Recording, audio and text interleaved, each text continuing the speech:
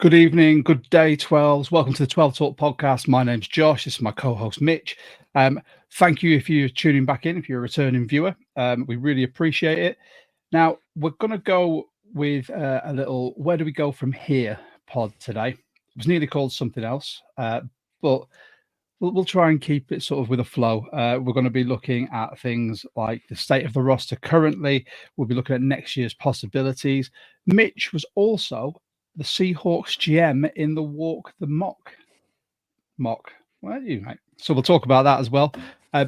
As always, thanks so much for tuning in. Make sure you like, subscribe, hit the notification bell, share to all your friends, your mum, your dad, your sister, your brother, your auntie, that weird cousin you see once a year. We don't really mind.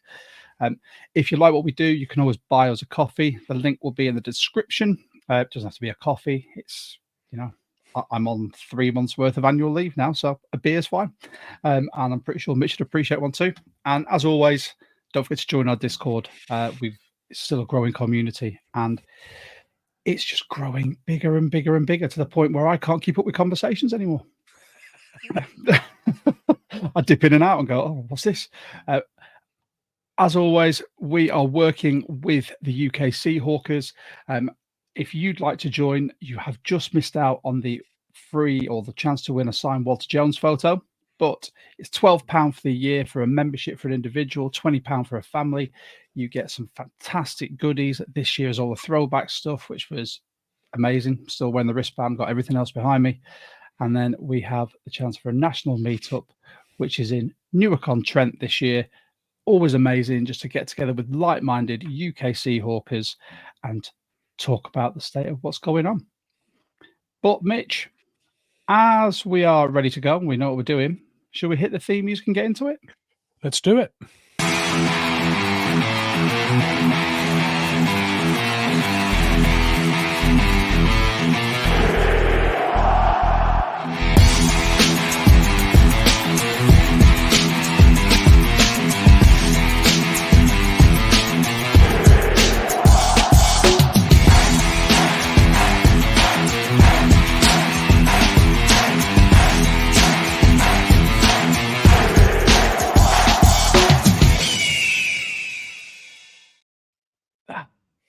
Back at it again. Absolutely love it.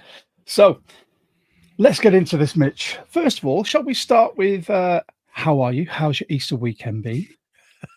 Yeah, no, it's good actually. I've eaten so much chocolate. Spent time eating lots of roast dinners with family, and hosted a poker game on the Friday night, which I came third in. So just missed out on the money, but the house can't always win, right?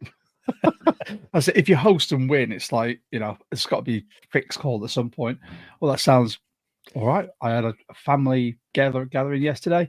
Daylight savings time has royally screwed my daughter's bodily clock, so she's awake at a ridiculous hour, and she's still awake now. So fun times. I've just been looking forward to getting into this. As I said in the intro, you were the Seahawks GM for Walk the Mock's Mock.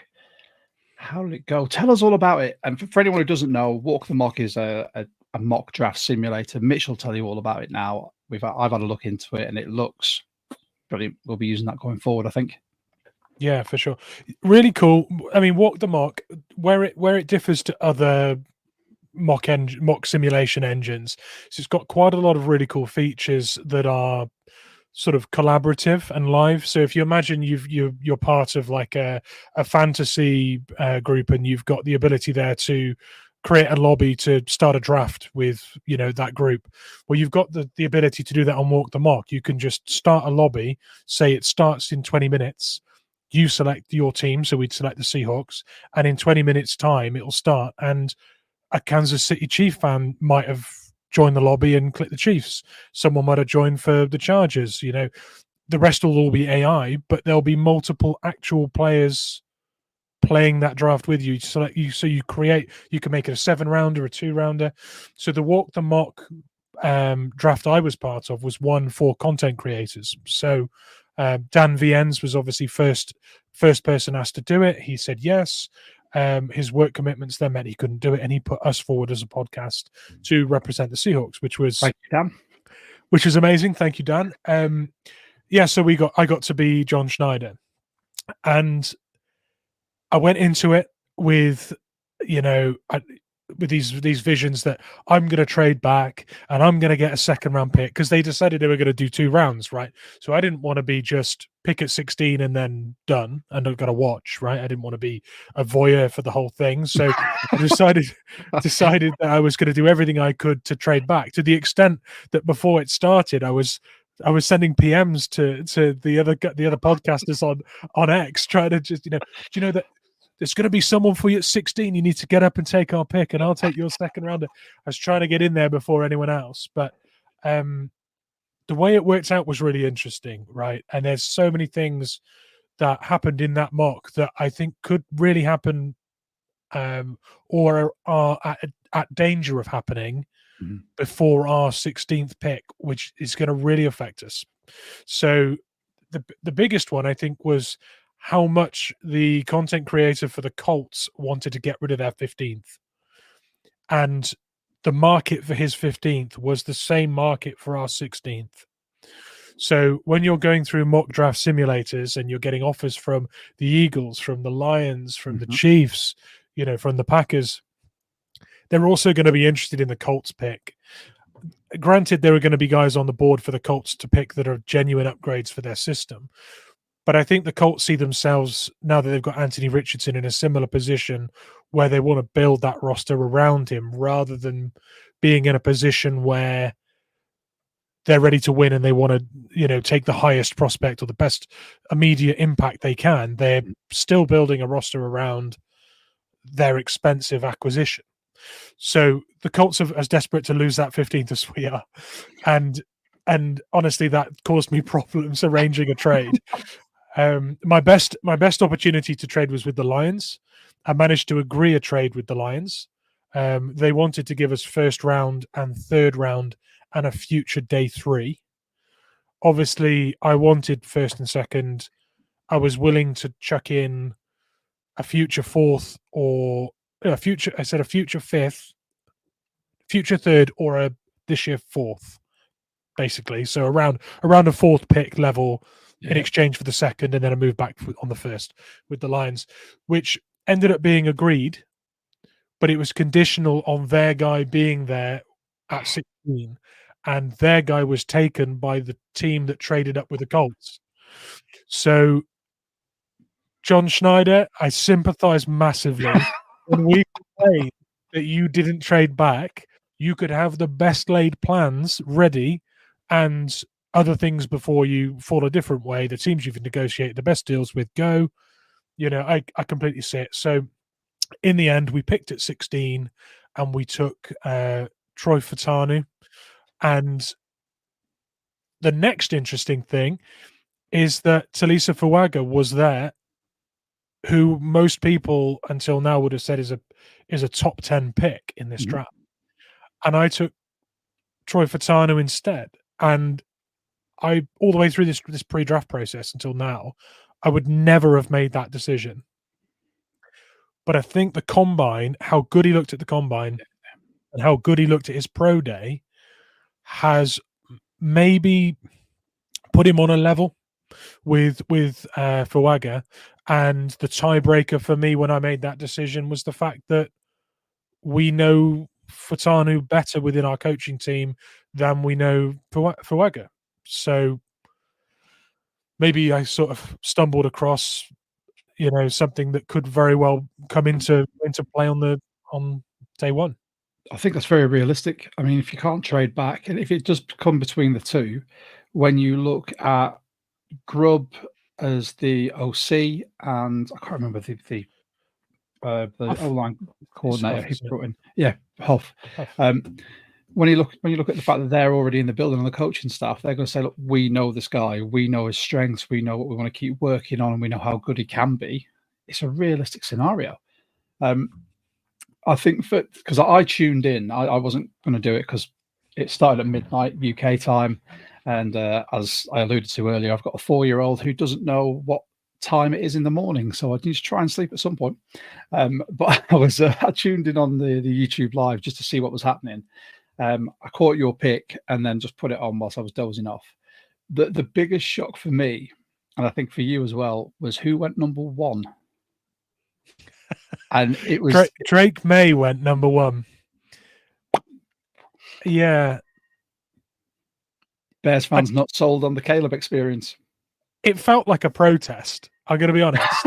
it felt like the content creator that was selected to represent the Bears has had enough of Caleb Williams, and I feel like he almost wanted to put it out there that not everybody is sold on him coming into the building.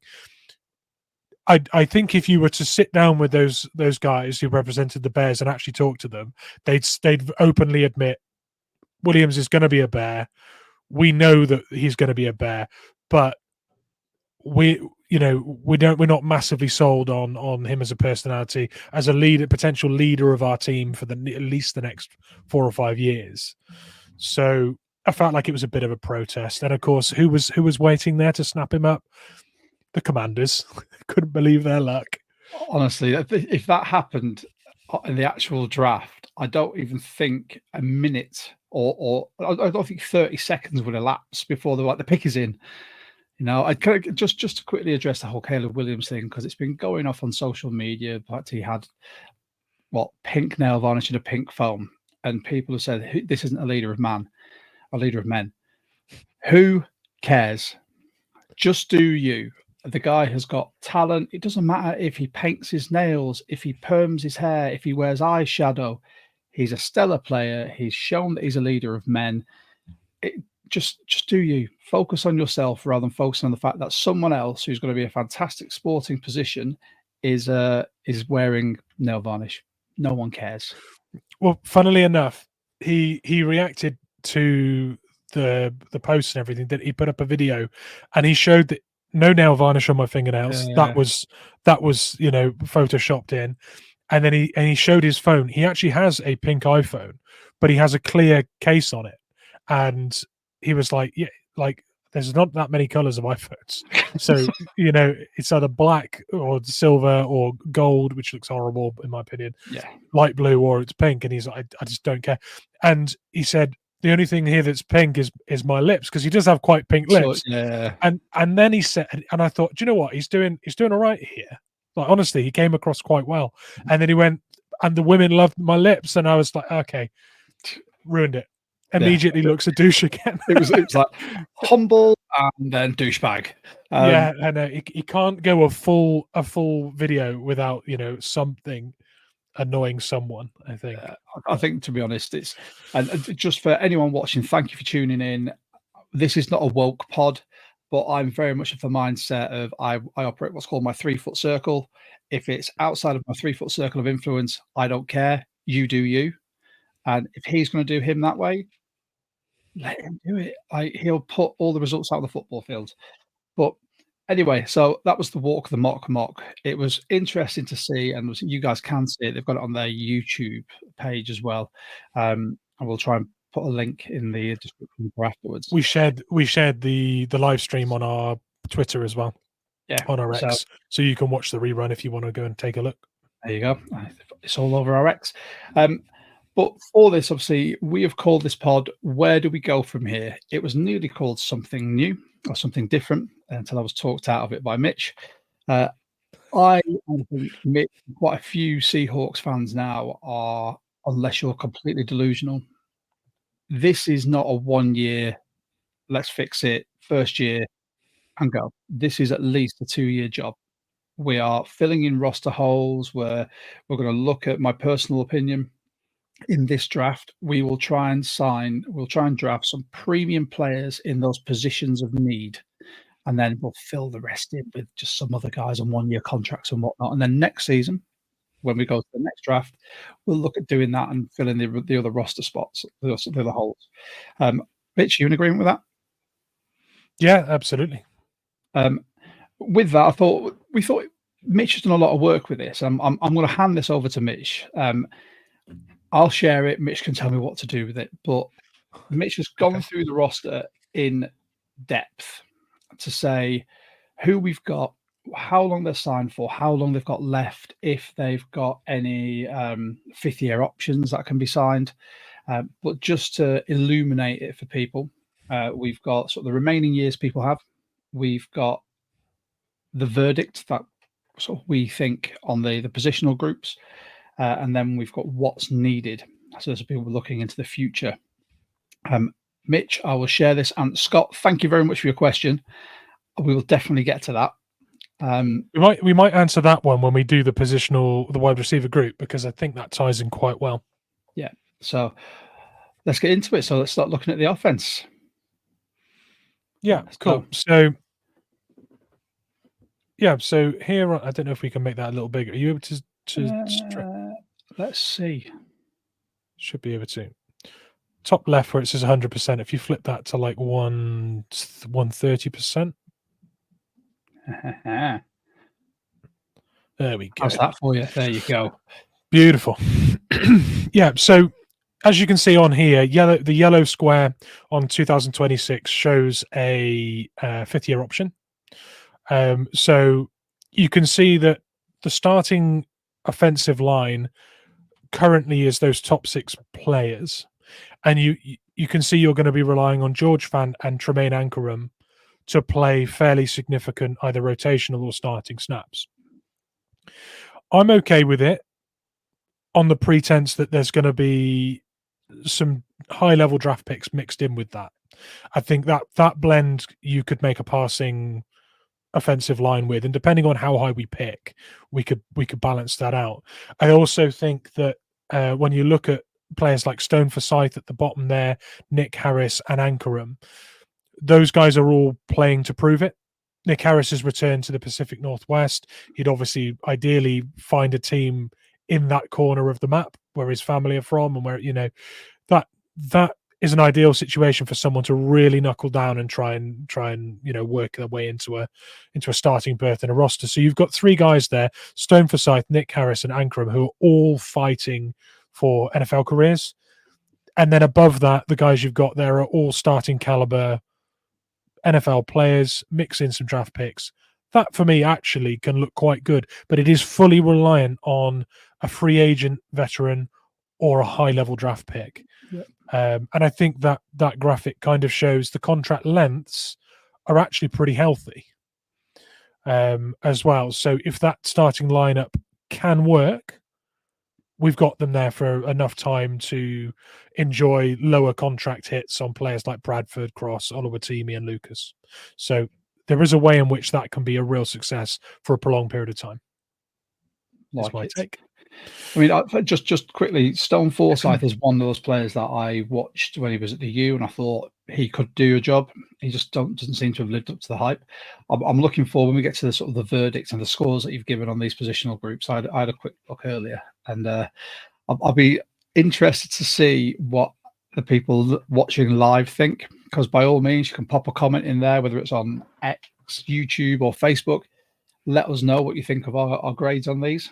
And if you have any comments on any of the players, just pop it in there. Right, the running backs.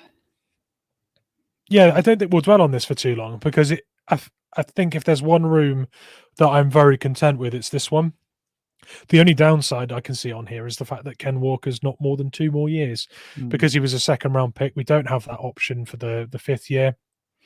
Nor do I necessarily think it's a good choice on a running back. I think you're at risk of overpaying a running back extending on a 5th year, and 2025 I would very much see him being a key candidate to extend, save cap space, and keep around. So not too worried there. That's the only downside I can see. Bryant Kobach, who I think we had from Vikings practice squad. Yeah, he's done enough in preseason previously for us for me to think that he can do a serious job if we're strapped with injuries and things as well. So I do think that Bryant Kobach has got a role to play if called upon as well. That's quite a good running back 4. So you're saying we're not going to draft Frank Gore Jr. at the back end of the draft then? Please no. I like him. I like it. I like him, but I just don't want to be tied to 49er history if I can avoid it. Well, with the amount of, I'll say, older players that we watched in our youth, I say this now as a 39-year-old man, all of their kids are coming through. So you see, Yeah. obviously, you've got Jerry Rice's kid, you've got Frank Gore, there's Shadir multiple, Sanders. all, Well, not all Shadir Sanders Sanders. next year, but the other Yeah. Sanders is this year, right? I can't remember the first Yeah. name. Yeah, there's a few. Yeah. Oh, and of course, Chris Jenkins as well. Yeah, there you go. That's Plenty another. of it. It's just pedigree, that isn't it? That's my dad plays in the league. I'm going to play in the league as well, which is, let's face it, that's a decent aspiration to have. Opens a few doors as well. That's it. Wide receivers. Yeah. This is such a healthy looking room, I think. We'll come to my grading and stuff as well, but the last stream I wouldn't necessarily spend a draft pick on, and I think I'm only spending a draft pick on the wide receiver room if it's a later pick and it's an intriguing prospect with traits that we don't necessarily have. I haven't even put D. Eskridge on that sheet, and consider that me throwing as much shade as humanly possible at D. Eskridge, but he's not even on there. So to have a player of that caliber, a second round pick, 3 years ago, not featured on that list shows the depth we've got, and also 2 years on each of those guys, apart from Njigba, who potentially there's 4 on. Again, I'm not sure we'd use that option, but in a pinch, it's there, right? So really healthy looking room, and we'll come to the verdicts after. But I any think point to make there? I think JSN, because when you look at the ages there, Tyler Lockett's 31 when he retires. JSN is going to be wide receiver 2. I think he's one that we probably look to extend when we get him more into the game plan. To answer Scott's question, which we'll get to now, what should we do with DK, trade or extend? I'd be in favour of extending. I think if this new coaching team can get the best out of DK and show that he is that electric talent that we all think he is, but it's never put together properly, I'd extend. Having a weapon like that, unless you can get a carbon copy in the draft, in the sort of the lower like draft picks, you're not going to find another one. That's my personal opinion, Mitch. Yeah, I think the only thing that would really threaten DK's position as wide receiver 1 for the future rosters would be if Jackson Smith-Njigba was a similar type, sort of 6'2" plus burner. He's neither the physical presence or the burner. He is a completely different thing. So I can see a future where JSN and Metcalf become the new Metcalf and Lockett. They're the next duo on the right. So I don't see a threat there. The only thing I could see is if Mike Mack comes in and wants to have slightly more juice on the defense, like maybe he wants. Some people take this opinion that he'll groom late draft picks for his defense and allow the offense to have enough power to put plenty of points up on the board to give them something to defend. He could very well go the other way and try to be as stingy as possible and then lean on a running game and a good O-line. We don't know how that goes. And extending DK Metcalf on potential, I don't know if it's market setting money, but it's going to be competitive with that. Yeah. For 3 years minimum, I would say. Maybe that isn't palatable, and maybe a trade suddenly becomes it would be a trade for a decent draft pick, plus create a cavity in the cap space for him to pick up some key free agents as well. So I personally think we keep DK and we extend, but there is a world where the opposite happens. So it's a very valid question for me. So all we need to do now is wait and see if Derek Young comes out and has a breakout season. Who is DK 2.0? He's just the bargain bin version of DK, or it's more Bobo this season. Because if it's more Bobo, then they start weighing up their options with the cap and what they can get out of the wide receivers that'll be on much cheaper contracts. So I'd be in favour of doing it, Mitch. I thought so. You said you're in favour, but there's scenarios where it couldn't happen, and I'm completely on board with it. So tight ends, the position group that everyone was really worried about to start with, and now it actually looks okay. It looks functional.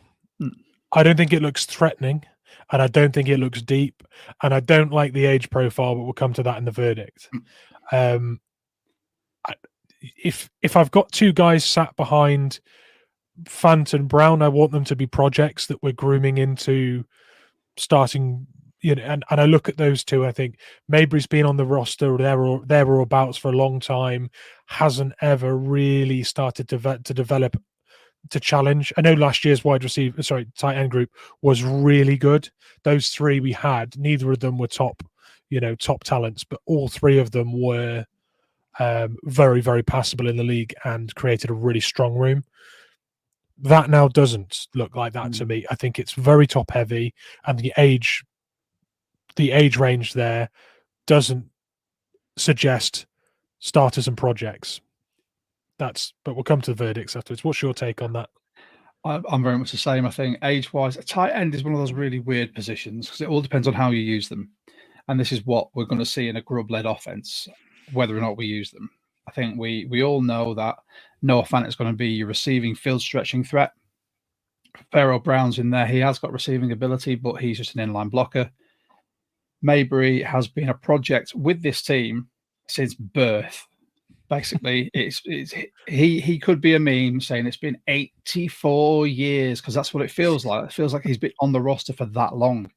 And then every now and again, we elevate him from the practice squad and he does bits and then he goes back down and you don't hear from him until something like this happens. And then Brady Russell, who I believe we took from, was he the Eagles practice squad? I know we sniped him from another NFC practice squad. I think it was the Eagles. Yeah. That sounds about right to me. That's a TBD, Yeah, for sure. We don't know what's going to happen with him, how he's going to fit into this. If they like him, he could be elevated to that tight end 3. This whole season, and this is the drum that I keep banging, it's just unknown after unknown after unknown. You don't know what you're going to get. You don't know what type of offense Grubb's going to run because he's not going to run the exact same one that he had at the Huskies. It'll be similar. Like I said, it's spread West Coast. But I think there's going to be some subtle differences in there, which may involve using the tight ends more, using, more sort of maybe 2 running back sets. We don't know. We might actually start using a fullback, in which case Tariq Young's going to see loads of the field. Or Levi Bell might get a nod there, which I think we alluded to last year on another pod we were on, that I think he could fit that mold. Yeah, I still think that could work. Before we go to defense, let's go to verdict on let's keep it offense through slide 1, 2, 3, and then we can go back. I think it's probably good to address it while we're fresh on it. So, verdict on the O-line here. I've got starting quality C. I think I mentioned before, free agent acquisition or a high draft pick makes that potentially a B. Starting quality, I think that's fair. Depth, I've got a D there, and it's mostly because whilst that is a room of 8 players, I think cover at certain positions is just not thick enough in the interior in particular. And we've got question marks over the quality of Nick Harris and how much of a quality backup he can be and how much of a quality starter Oluwatimi is now. So depth there at a D. Age profile A+. You look through those ages, it's only really George Fant that stands out. And I don't mind having a vet on that line. Hell, I'd be quite happy to have another one, to be honest.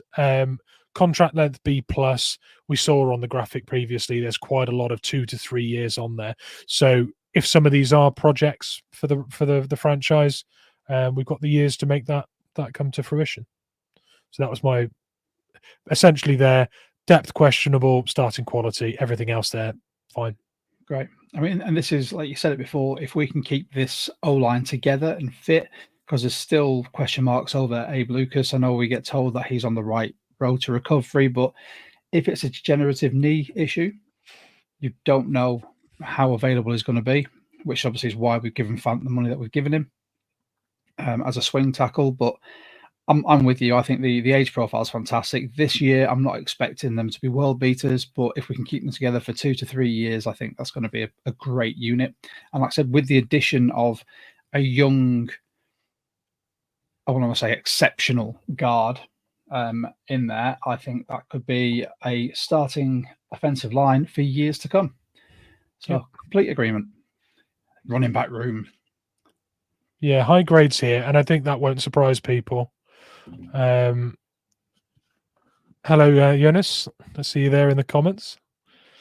We're going to do D-line. D-line is the first category on the defensive part, so we're coming to that real soon. we expected to see high grades here. Age profile, obviously great. Contract length, great. We've got running back 1, 2, and 3, all draft picks from the last 2 years. That is not a thing I want to play with particularly. I'm quite content. I think that kind of shows. I think it's probably without seeing people like McIntosh, actually take the field. We've seen what he did in college and what he brings to a running back room. Like I said, I hope that they start using Charbonnet the way he needs to be used, up the gut, just running through that A and B gap and just ploughing through people. And Ken Walker, just let him do his thing, whether that's having to run across and back the line or hit gaps, go on the outside, whatever. I think that's my favourite group by way of sort of the quality. Just like you said, 1 to 3 there. I think Colback can do a job if we need it, but it might not be essential, especially when you've got Ken Walker, who proved he can be a receiving threat and is obviously a running threat. Charbonnet also can be a receiving threat and is a total different change of pace back. And then you've got Kenny McIntosh, who is a receiving threat, a running threat, not the biggest of bodies, but he can still do the job. He's a nice mix, if you ask me, in between Walker and Charbonnet. So I really like that. Wide receiver group. Yeah, similar story here, with the only real obvious downgrade there is the C for contract length, and most of that is due to Tyler Lockett's new deal not being a long one because of his age, and DK Metcalf needing renewing very soon. Derek Young has lost a year on his 4 years due to injury. In fact, 1.5 really. I think he had injury in year 1 as well. So he feels it doesn't feel right that he's 2 years remaining, but it's been ripped away from us. So yeah, overall the room is not particularly tied up in contracts, but in terms of depth, quality, age profile, all of those are strong grades for me with that room. Agreed. I think the age profile, especially when you look at that sort of mid-20s coming into their prime, JSN will be 22, possibly 23 when the season starts. So he's really young, getting starting reps, and he's just going to keep getting better and better the more experience he gets in the league. Tyler, as we've all said, he's 31. He's got possibly a season 2 maximum left. It's not like if he decides to retire, he's going to be out of pocket, because he is the Seahawks' preferred real estate partner. So he's still there. He's still housing people and doing bits. So yeah, I mean, I like that group as it is. I would like to see us draft another young, like you said earlier. So for me, someone like a McMillan, I think would slot into that Lockett role really well as a third receiver maybe, and then obviously move JSN up to second receiver, which I think we might see more this season anyway, because they're going to be future planning. As we said at the start of the pod, this is at least a 2-year retooling. Yeah. But yeah, I completely agree with that. And then the tight end room. Yeah, so we see an F on this one, and it's the contract length. And I think Noah Fant and Brown, obviously, they are free agents coming in. One of them, one of our own, obviously, one of them off the Patriots. Pats, yeah. But then 2 guys that are renewed on a yearly basis, or will be renewed on a yearly basis as depth pieces that potentially aren't the kind of quality that we want on the depth chart. So F there for that. Age profile, that's probably one of our oldest position groups as well. Average on there probably being around 27. The problem I have with that group, I did briefly touch on it, is the fact that there aren't projects in there. The age profile and everything shows you that they've got to this stage. They're not on a roster competing for starting snaps. The ship may well have sailed there, and perhaps it's time to take a new project on. But the starting quality B-, I think Fant and Brown, they both have clear roles to perform. They're clear roles that they excel in, and it is up to us play calling and drawing up plays to allow them to excel in the run blocking, in pass protection, and as a yak threat and as a receiving threat. So over to the coaches, really. Agreed. I think either Mabry had something on Pete Carroll to keep him getting renewed year on year. There were some photos of something dodgy. That's it. Or he's genuinely just someone that maybe John Schneider looks at and says, we can do something with him. He's a fantastic backup piece. He's great on the practice squad. We can throw him into a game if needs be. Now, for contract length, like I said, it'll just be a yearly renewal for him, a constant. Brady Russell, if they like him, that could be the project there. But at 25, you'd want someone slightly younger to have as a project, which means we could look in the latter end of this draft. You know, who's to say there's no training camp cuts for them? Tyler Mabry may have to clear out his apartment at the VBAC. Yeah, I don't see us having 5 tight ends on the roster. I struggle to see us having 4. So if we do draft a tight end, almost certainly Brady Russell goes back on the practice squad. And I'm not sure if he goes on the practice squad that he stays there. So it could well be that Brady Russell moves to another franchise based on being picked off our practice squad, to be honest, if we draft one. And then, right, so that was the offense. We've not put the quarterbacks in there because I think enough said about the quarterbacks. Gino and well, to be honest, I mean, if we were just assessing starting quality, depth, age profile, and contract length on those guys, we've got 2 years on both. That's a B or a C. Starting quality, we've got B minus, C. Depth, A, because we've got 2 NFL caliber quarterbacks. And age profile, you've got very different ones. You've got veteran level, and you've got, 20? He's 22, I think. Yeah, he's really young. Yeah. So yeah, I mean that would be good grades anyway. But yeah, can't see what we're putting on. So to answer Jonas's question here, looking at the D line and how thin it is in the draft, will Seattle focus on the O line early or D line? Let's get to the D line and then we'll go through the focus. For sure. Here we go. Let's have a look at the contracts for these. Yeah, so this is the highest paid D line in the league, and to be honest, if we get a tune out of Draymond Jones with this defense, I think it's actually quite formidable.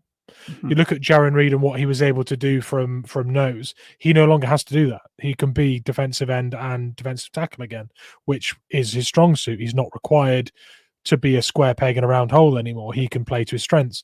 Draymond Jones in this system will be able to play to his strengths. And Leonard Williams settled in, contract situation sorted, twilight of his career now. This will be the last premium contract he has.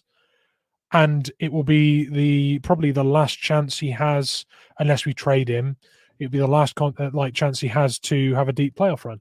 So this is an incentivized D-line with a lot of money being paid to them, but they all still have their own motivations. And when you look at the bottom end of that chart, you've got Cameron Young, who I loved coming out of college from Mississippi. He was an absolutely outstanding nose tackle that constantly put pressure on, constantly penetrating the O-line. There's a huge amount of potential there. And Mike Morris, another guy that I loved out of the draft process, that now has a Michigan State defensive coordinator with him again. I think there are projects, like the other groups that I said we didn't have projects in.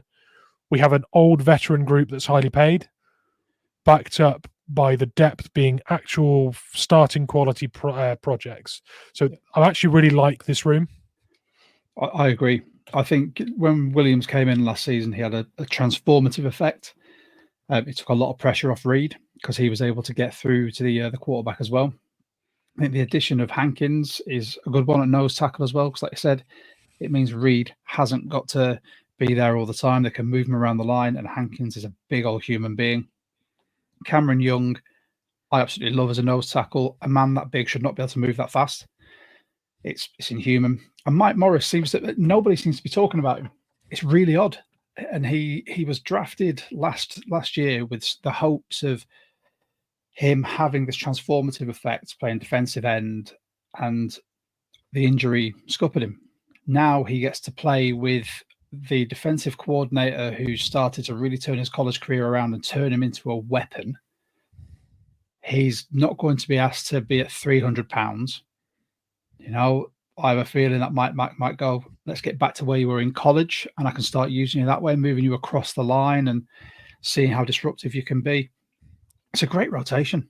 I think anyone who, I mean, Miles Adams, we're waiting for his breakout, and we always have been. But rotationally, I think that's fantastic. And it's round pegs, round holes. I think, I'm looking forward to seeing your grade with this one. Yeah, to tie Jonas's comment into this as well. So if we address that, the kind of player I would want to add in here is right at the top or right at the bottom of that chart.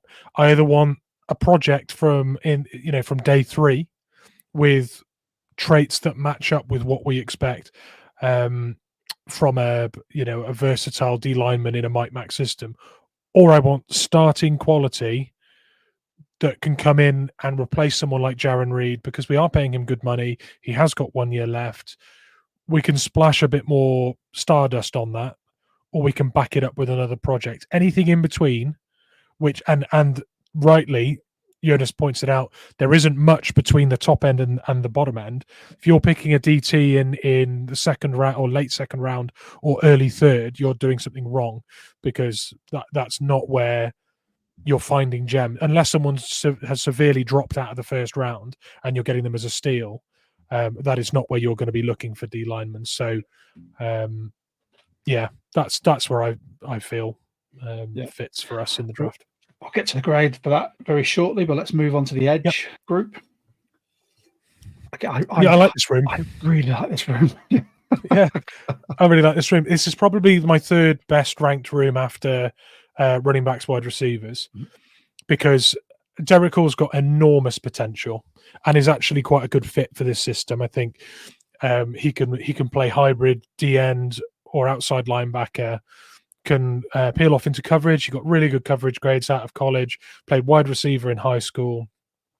If you're putting a guy on the end of a 4 defense, a 4 front on defense, and it's a passing play, you don't need the 4. He's either able to go out into coverage, or he's able to rush the passer. He can do everything you need, depending on how versatile he needs to be. And I think he'll get more sacks and tackles for losses based off the confusion that we cause with some of the looks as well. He'll find himself in open space, unmarked, he'll be uncovered, and his closing speed and athleticism are outrageous. So I think he'll get some clean shots to hound some quarterbacks this year. And I think that kind of confidence that might come from planting a few QBs and some running backs might really sort of kick him on. So Derek Hall, I think, can really challenge for starting snaps with Nwosu and Mafe. Like Boye. Yeah. Yeah, and we've got good those starting 3 not starting 3 edges, because you don't start 3 edges, but those 3 sort of star edge players we've got on the roster, we've got them under contract on reasonable money, and then we've got a guy on a prove it deal and a guy with high potential on as a project in that room as well. I feel like it needs one more body, but it doesn't need to be starting caliber. We can take another project into that, and I think we've got that on the verdict tab later on. What's your feeling there? I really like this room. Nwosu, I think, is just he's got that ability, and he's proved it now, where offensive lines need to know exactly where he is and where he's coming from. And when he's in the game, it's going to free up more for Boye or Hall or maybe Taylor, who knows. And then, Taylor, like I said, prove it deal, still waiting for him to actually have some consistency. If it comes, who knows? And then Levi Bell, as we've already waxed lyrical about him, I think he's someone that deserves a bit more playing time. He deserves to be on the roster, not just a practice squad player, because he is a different type of edge rusher. The size and the power to speed that he's got is fantastic. For me, he's the bull rusher that you want to just sort of try and collapse a pocket, as opposed to using speed or technique. Yeah, I really like that. Obviously, we'll get to the grade shortly, and then we look at the move on to the linebackers, shall we? The interior Before linebackers. we scroll, one final thing on Maffei, something that I thought of the other day, which is really fun. I don't know how much you saw of the Baltimore defensive front and how they would line up, but they would line up rather than just offenses set and you line up, nose tackle on center, you square on. They line up off center. And we're going to see Maffei rushing centers. We're going to see Maffei rushing like way off outside and coming around the edge. Where just the angles and the opponents he's going to find himself up against, it's going to be bewildering for centers and things, because the thing that Maffei really kicked on with last year was the way he would set up tackles.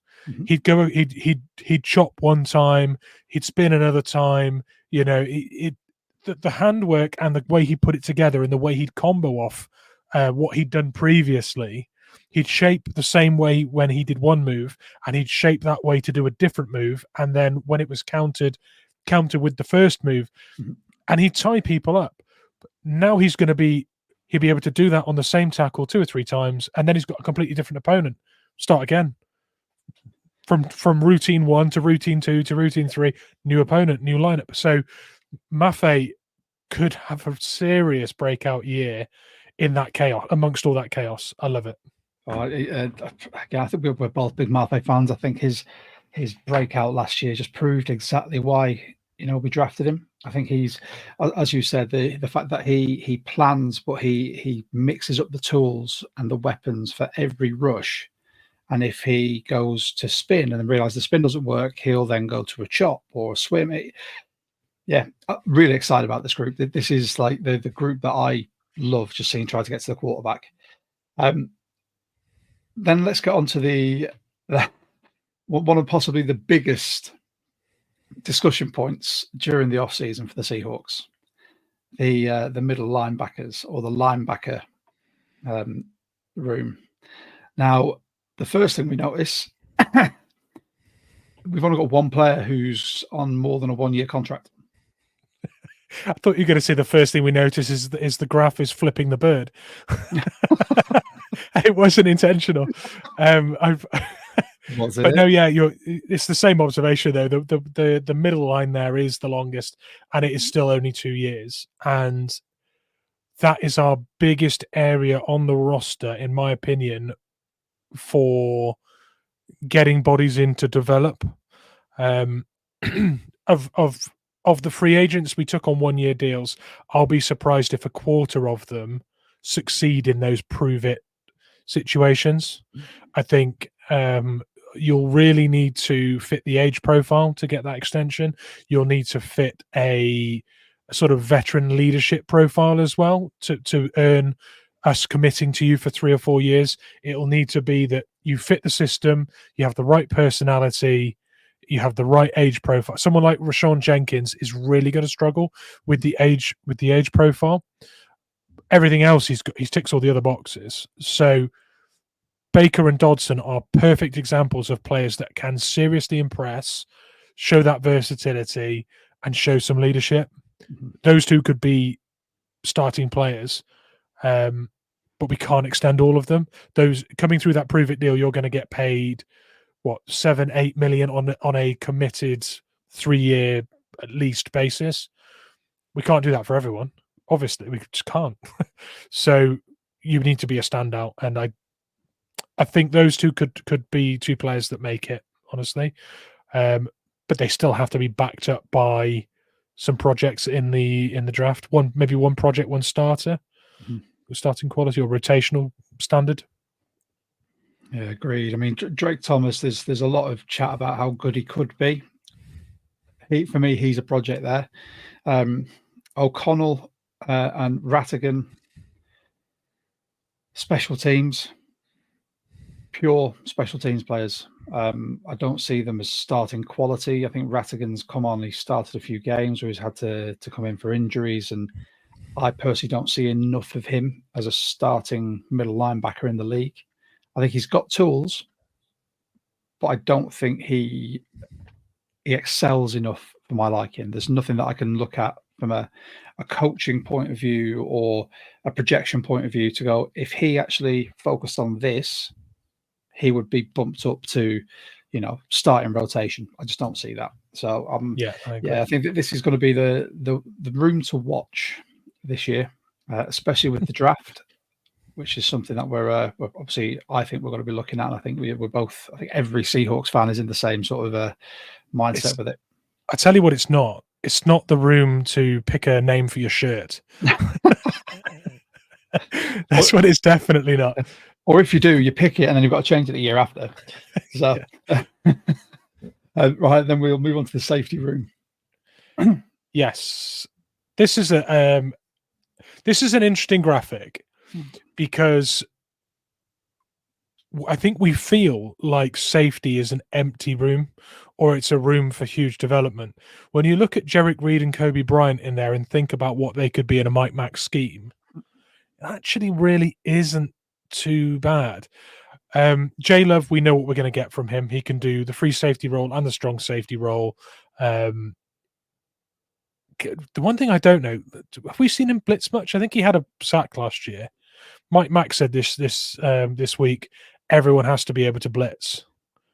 J Love, I think, did line up in the box a few times rushing. So Jenkins, we know, can do it. Wallace is Jamal Adams light,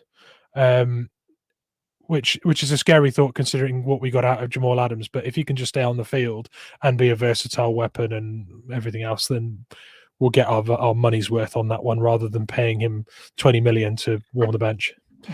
Jerick Reed, Kobe Bryant, we've got our projects there. Mm-hmm. So we've got starting quality and we've got some depth. And Jonathan Sutherland's got a special mention on there because he, in training camp last year, was outstanding. He was a real standout in camp.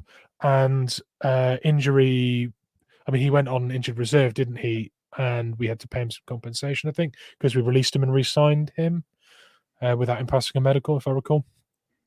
But the lengths that we went to keep him around, the cutting, paying the compensation, getting him back, there's a serious diamond in the rough there, as I believe to also be the case with Reed and Bryant.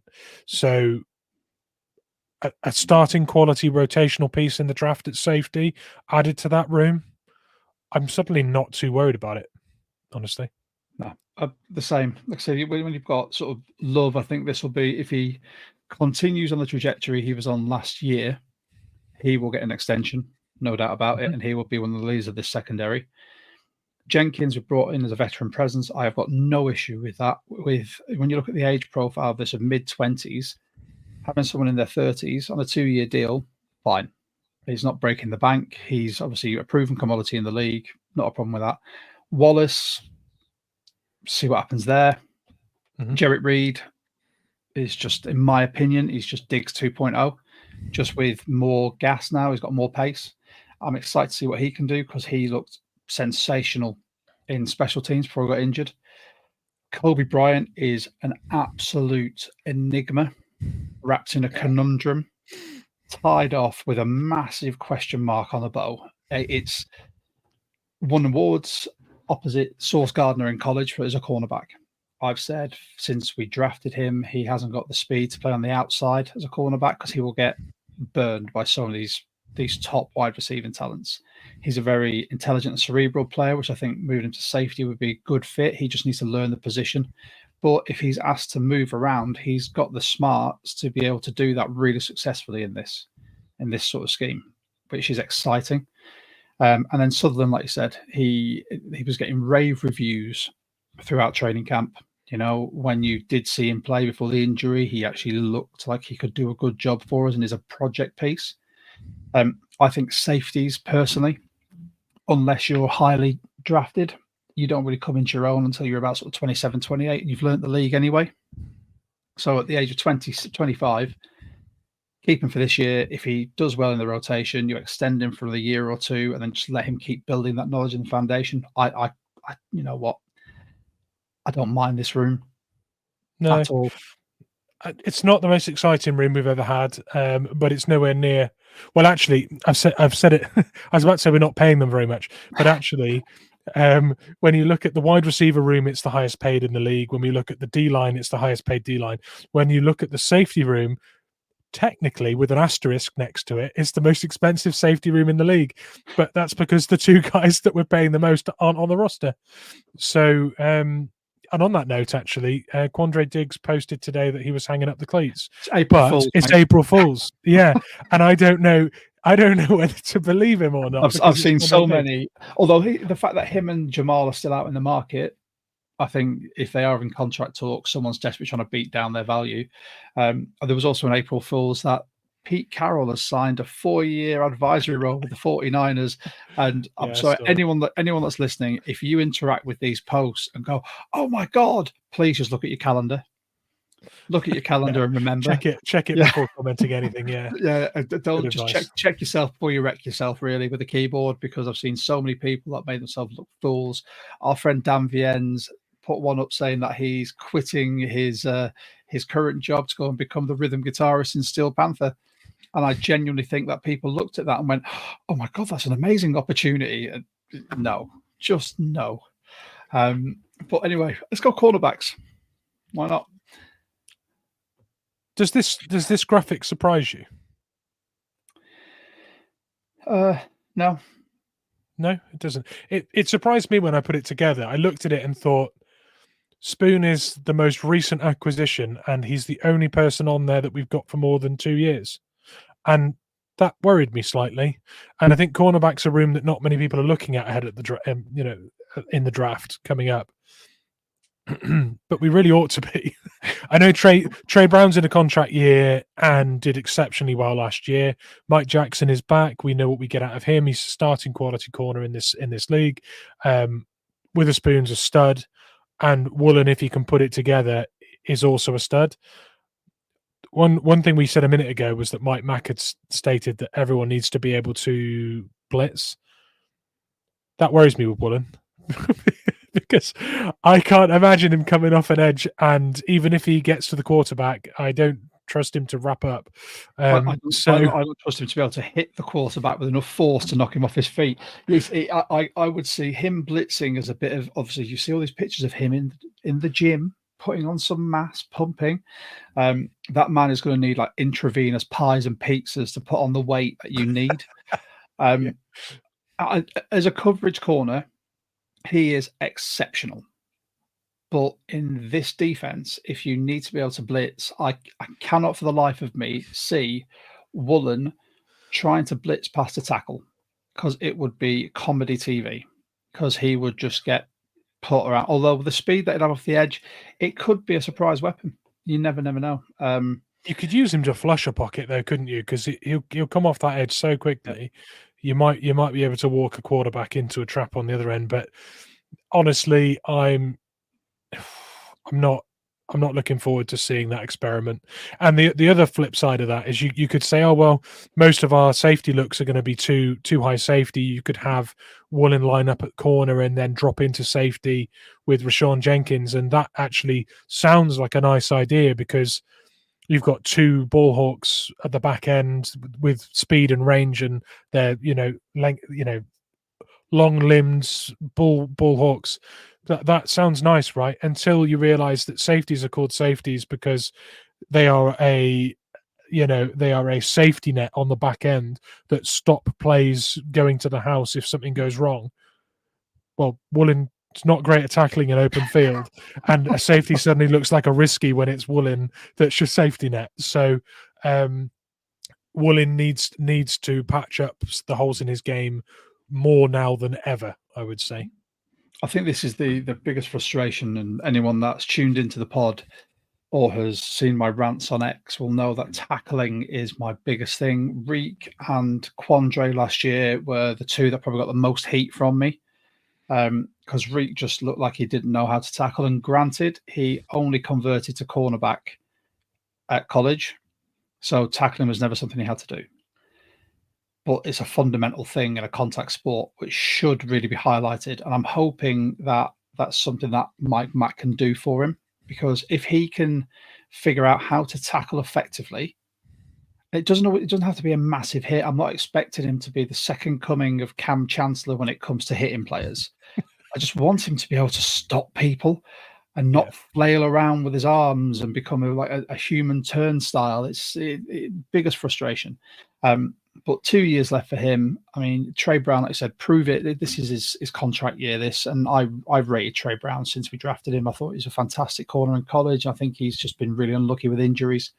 Mike Jack, he's never going to set the world alight, but he's functional. And then you've got the vet in Artie Burns, who can come in, can play the nickel, can play on the outside. I think he's a good addition just to have in there, even if it's a 1 year contract and we'll look to bring him on 1 year's going forward. It's not a great room, and I do think we need to look at long-term solutions with youth, but it's not the worst room.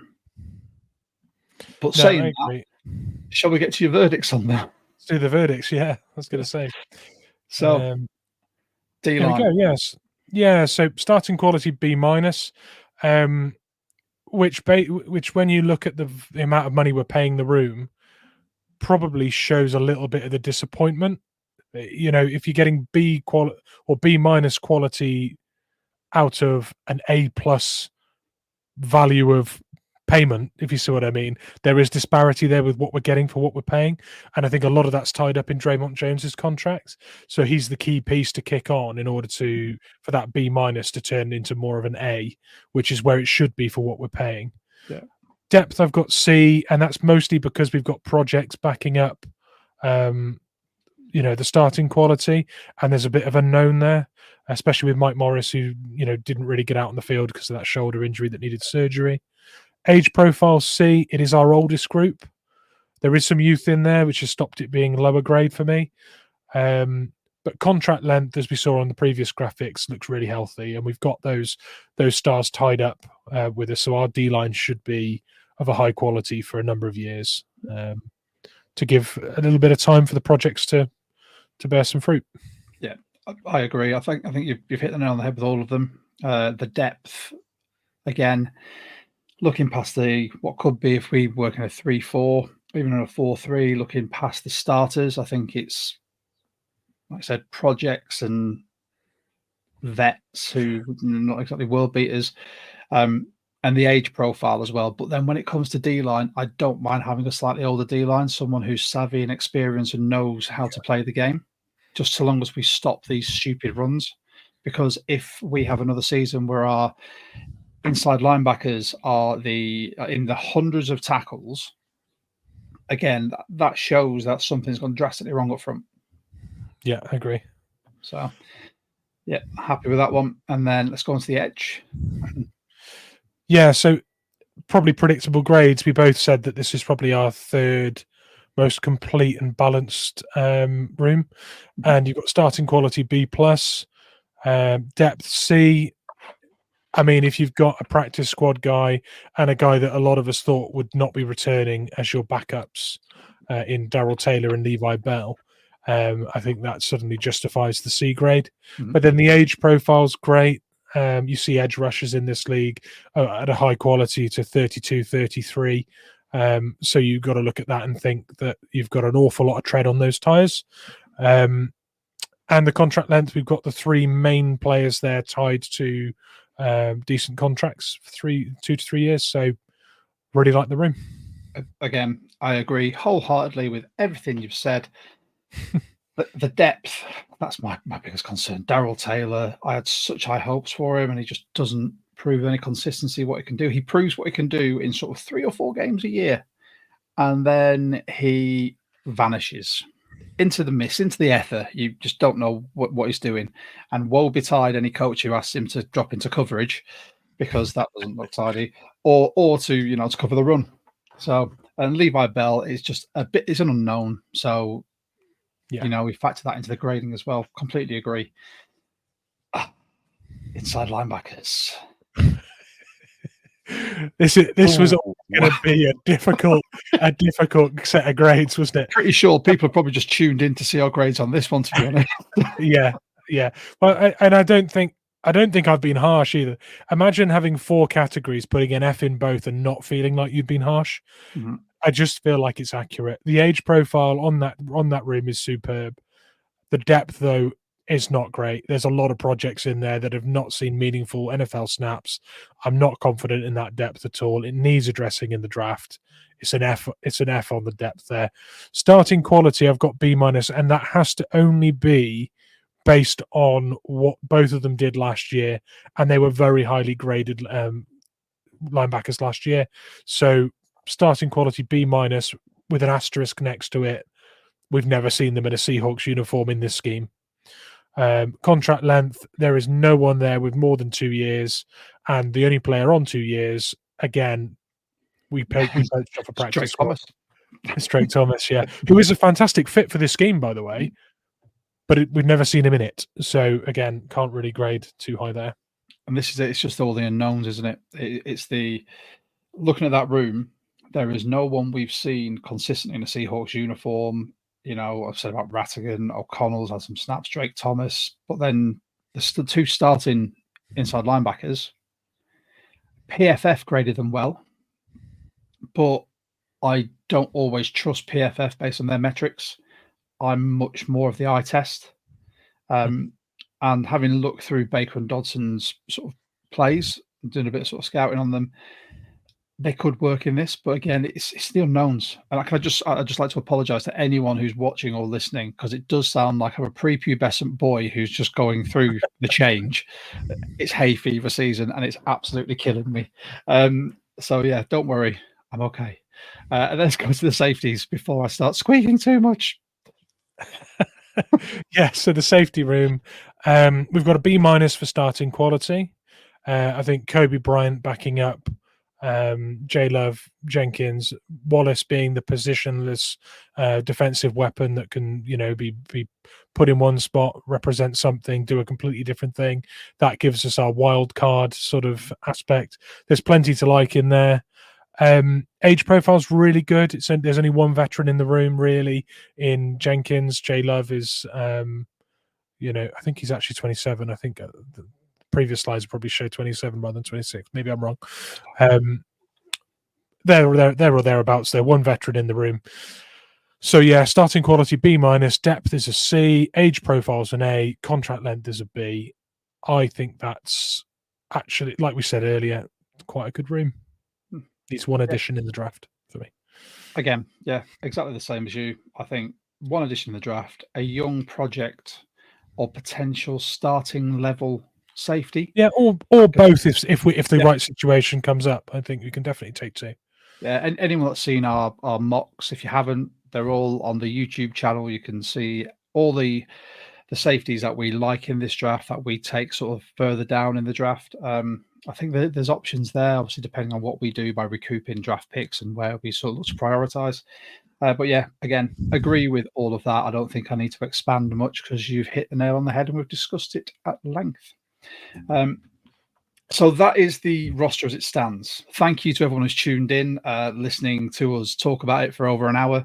It means a lot to us. Feel free, you can like and subscribe on our Facebook, Instagram, YouTube, X. We're everywhere, basically.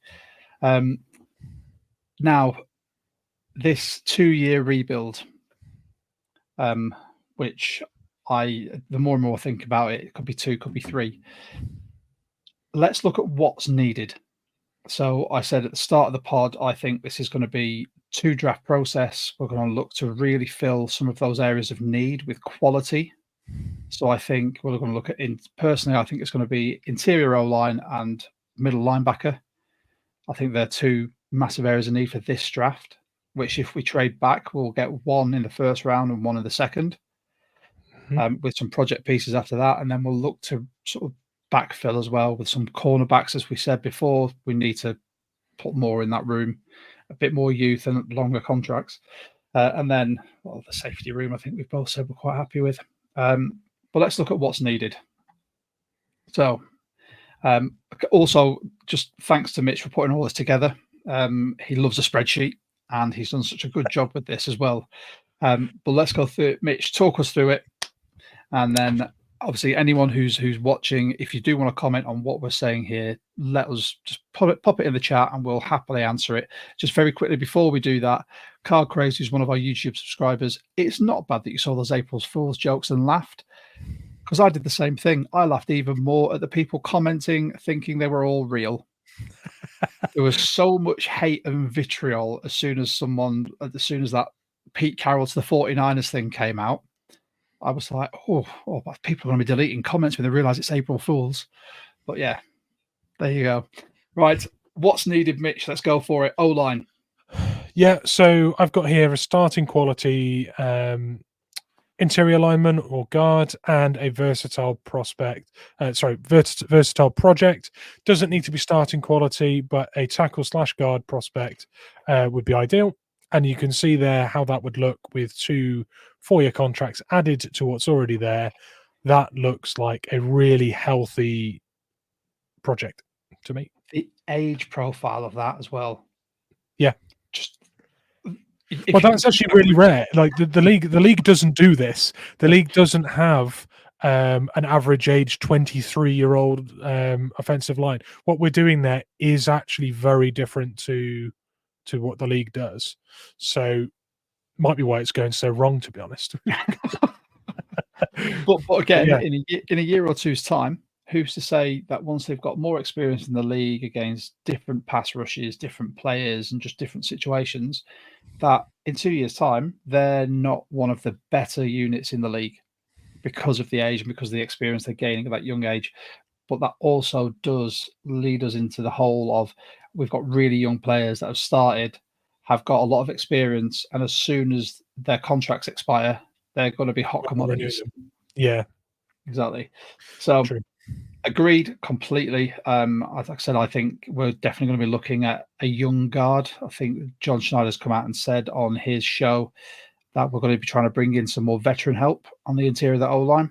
But I think with that, we'll look for some youth as well, someone to coach up and sort of bring in. Also, if we have a vet in there, I'd be happy for Anthony Bradford to be able to learn from them because I think he's got so much potential. Running back, nothing to add. Nothing. Yeah. No. Nada. Wide receivers. Again, it would need like a very specific skill set to fall to us at the right spot, an intriguing prospect. But I don't think we'll be moving around the draft board to go after a guy, is what I'm trying to say. Someone falls into our lap. I think we could take them in the draft, but realistically, we don't need to do it. No, I don't think so. Like I said, I think Lockett's got at least, contract expires at the end of 2025. He's got this season and next, and I think when his contract expires, he'll just call it quits. Yeah, I think and so. That's when we might look in the draft next year for another wide receiver. But it's not a glaring area of need. Like I said, you've missed out Eskridge there, so we have technically got 6. How could I forget? Oh God, I know. Just so much for us. Then tight ends, we address this as well. It's a need.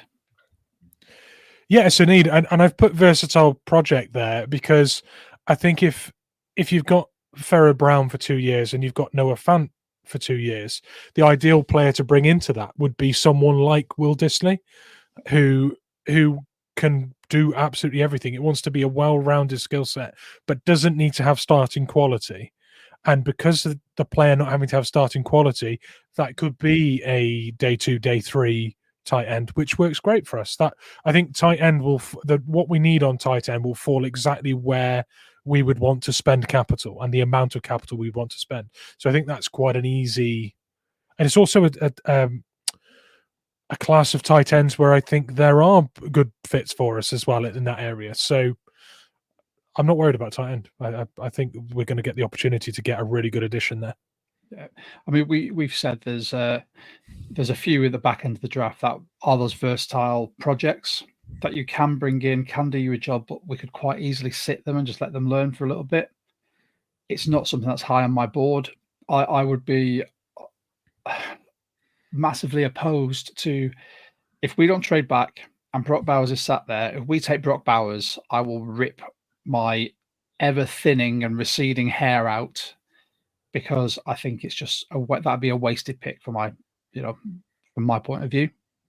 I'd go and buy a shirt and put Bowers on it. I would. I genuinely would. I'd be so excited. It wouldn't. My heart would love it. and my eyes would love it. My head would probably I'd wake up with a hangover, knowing that we had so many holes that we hadn't addressed, and we'd done that with the first pick. But Best if he player falls to you, available. you've got to you've got to consider it if he's there. Honestly, I couldn't see us with a first round tight end that might not get used. But then you never know. I said before, Grubb might decide actually, I quite like tight ends, and we never use them, so people don't expect it. Let's look at the defense then. D line, one versatile project. Yeah, versatile project here. One thing that Mike Mack had that we don't necessarily have here is that long, bendy, athletic edge rusher that he used Jadeveon Clowney as the outside linebacker, defensive end sort of versatile player. We don't have that, and there are some longer defensive ends that have played outside linebacker available as projects later in the draft, and I think they supplement that group and that graphic really well. You'll get snaps if you can do more as well. Also, bringing down the average age profile. Needed. But yeah, I'd take that. I think for me, it'd have to be a third or fourth rounder with a very high upside, and like I said, someone who's proved that they can do it all and are versatile. I wouldn't just want a speed rusher off the edge, or just some big hulking mass that can basically play nose or at a push. You put him at 3 tech and watch him wobble about. No, not for me. No. Yeah, absolutely fine with that one. Edge. Ooh. Now, this was interesting. I've put depth piece / project, but actually, if we got what we mentioned previously with a versatile edge outside linebacker, that ticks both of these. And I think actually it's the best way to add a project into the D-line room, but also provide that depth for the edge room. Yep. If we can find that right piece for that, I think that's a slam dunk, genuinely. And that's why when I look at edge rushes now, when I'm mock drafting, I tend to look at not a specialist speed rusher, like you say, not your more slender kind of pick. Someone like Jared Verse, I know, again, not likely to spend the first round pick on, but that would be someone that would tick both of those. So, yeah, I think we can do the old 2 birds, 1 stone there with a pick. I'd be happy with that. I think, like you said, it's one of those, if you're going to get an outside linebacker, defensive end, edge, roll into one, someone who can do it all, then that is perfect for us. It means not spending more draft capital, not having to bring in free agents and pad out the roster. I'd be more than happy with that. And then we look at the inside linebackers. Yeah. I think a depth piece here and a rotational piece are the real needs, and you can see how that transforms that graphic. It's still the bird, but it's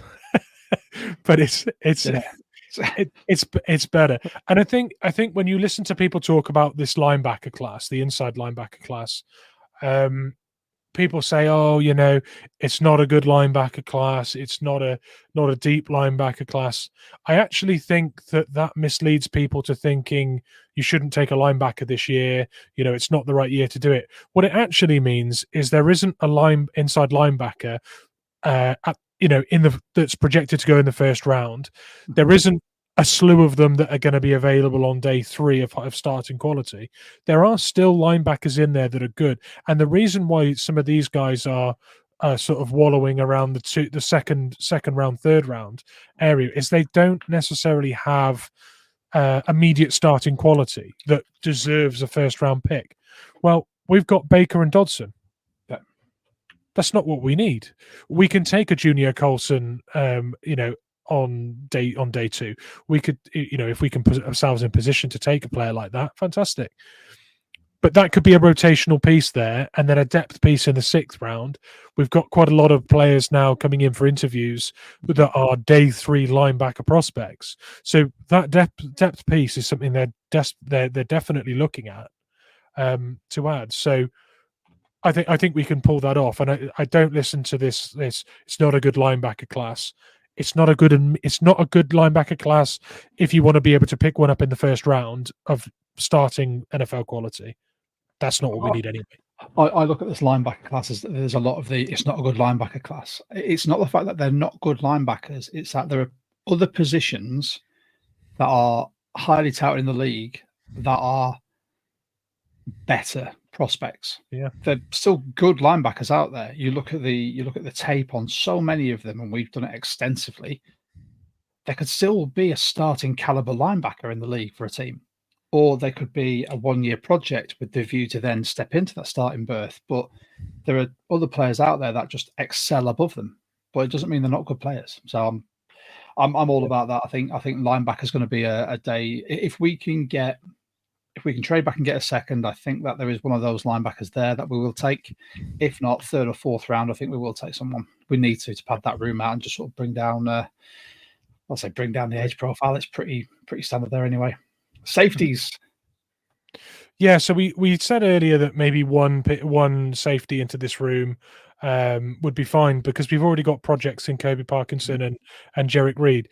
When you consider that Kobe Bryant's been moved around positions a lot and Jerick Reed's coming back from a cruciate ligament injury and Kayvon Wallace is a positionless defensive weapon that you don't really know where he's going to line up, I do still think there is room for us to take a free safety that is a rotational piece, and then a depth piece for strong safety. And the reason I say that is Kayvon Wallace is someone that will play extensively in and around the box. At least he'll start there.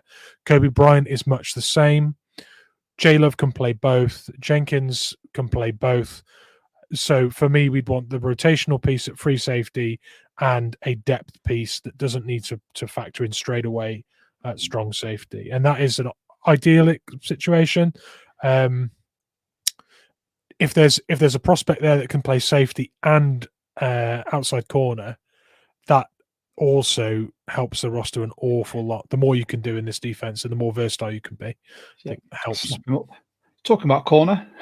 There we go. Here we go. Straight on. Yeah. Agreed. Just a depth piece here. I think it doesn't need starting quality. Mike Jack, Trey Brown are fantastic depth for Spoon and Woolen, or actually rotational pieces to rotate with Woolen, as we saw last year.